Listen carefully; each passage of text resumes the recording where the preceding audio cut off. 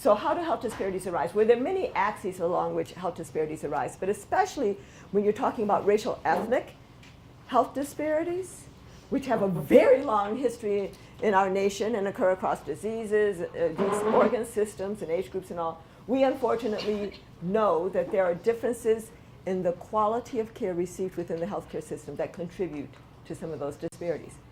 The Institute of Medicine in 2002 released this unequal treatment report, which all of you all should be familiar with, which pulled together within hundreds of studies documenting differences in how vigorously a person's chest pain might be investigated or treated, depending on their race, or differences in how much pain medication a person might get in an emergency department if they walked in with a long bone fracture, depending on their ethnicity or their race.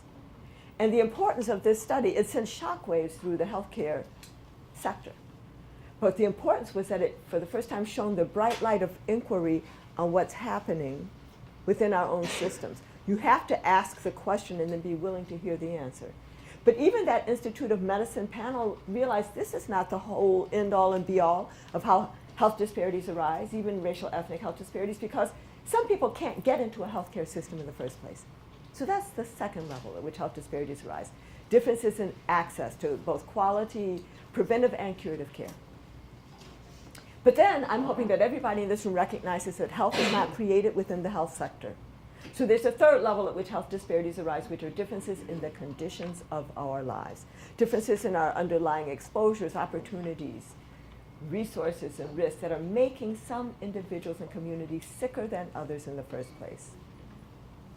And if you think about these three levels at which health disparities arise, differences in quality of care, differences in access to care, differences in underlying exposures and opportunities, you could think of it or draw it as a pyramid. Or better yet, you could understand it as an iceberg where the huge hidden base are the differences in the conditions of our lives. And then the same people who've been made sicker are very often frustrated because of limited access to the healthcare system. And then even the lucky ones who get into the system are sometimes further injured because of differences in quality of care.